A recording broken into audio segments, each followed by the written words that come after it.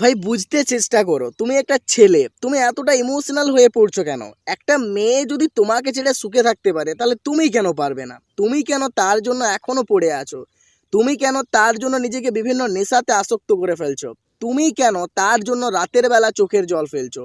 ভাই নিজে ভেতর থেকে অনেকটা স্ট্রং হও, না হলে যে মেয়েটা তোমাকে ছেড়ে চলে গেছে তাকে তুমি কখনোই দেখাতে পারবে না যে তুমি আসলে কি ছিলে। সমুদ্রের ঢেউগুলোর যেমন কোনো নির্দিষ্ট সময় নেই, যে কোনো সময় ফুলে ওঠে আবার যে কোনো সময় আবার সংকুচিত হয়ে যায়, ঠিক একই রকম ভাবে মানুষের জীবনে মন খারাপের কারণগুলো ঠিক এই রকম।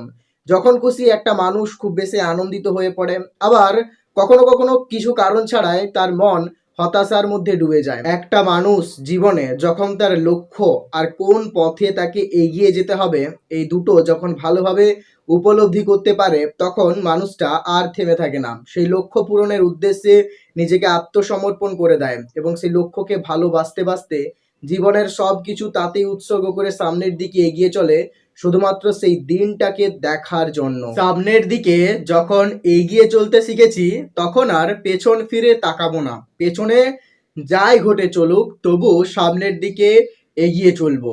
লক্ষ্য পূরণের জন্য এমনভাবে ছুটতে হবে যাতে আমাদের আশেপাশে এবং পেছনে থাকা মানুষগুলো বুঝতেও না পারে যে আমরা কত জোরে সামনের দিকে এগিয়ে চলছি। তার চুপ করে থাকার অর্থ সেদিন বুঝতে পারেনি, তবে আজ সেটা ভালোভাবে উপলব্ধি করতে পেরেছি।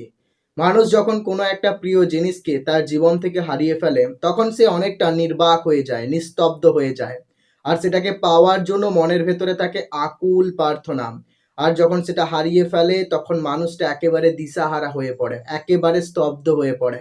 আর সেই স্তব্ধতার কারণগুলো এখন ভালোভাবে উপলব্ধি করতে পারছে। উপাস থেকে প্রস্তাবটা এখনো আসেন, তবে সময়ের সাথে সাথে সেই দিনগুলোকে পার করে চলে এসেছি। সময়ের সাথে সাথে অনেকটা বড় হয়ে উঠেছি, জীবনে ম্যাচুরিটি চলে এসেছে। তাই ইচ্ছা থাকলেও সেদিকে মন আর যেতে চায় না, অনেকটা বেমানান ঠেকায়।